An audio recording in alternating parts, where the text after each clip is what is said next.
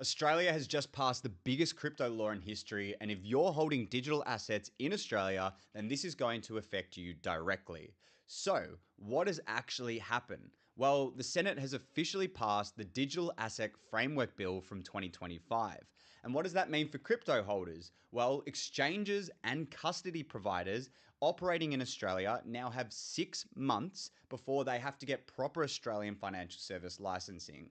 And it's the same kind of licensing that stockbrokers and super funds need to hold. Essentially, ASIC is now going to be the cop on the street for crypto. And what is exactly changing? Well, first of all, I recommend that you follow me to keep up to date with progression changes from this bill.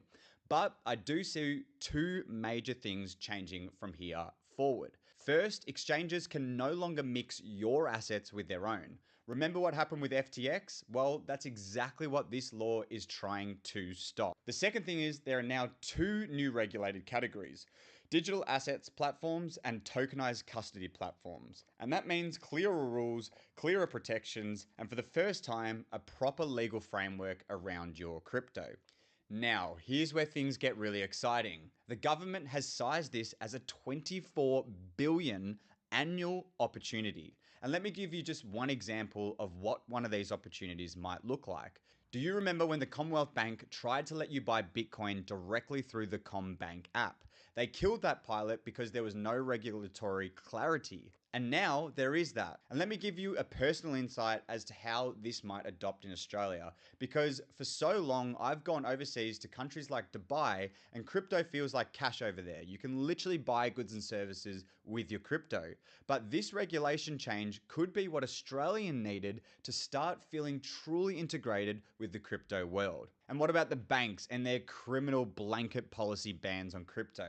Have you ever tried depositing money from, say, an ANZ, a Commonwealth Bank, or God forbid, a Macquarie Bank account into a crypto exchange? Most of the time, your money gets blocked, and sometimes your account even gets frozen.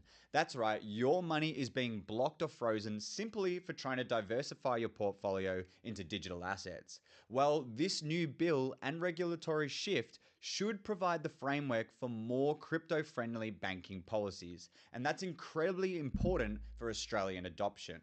However, I want you to stay diligent. You may see some smaller players in the space not being able to warrant the new price of the license they have to hold. So if you have crypto sitting on small platforms, I would tread with caution and remove it to your own custody.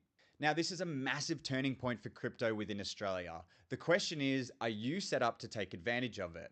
Leave a comment below with any questions that you might have.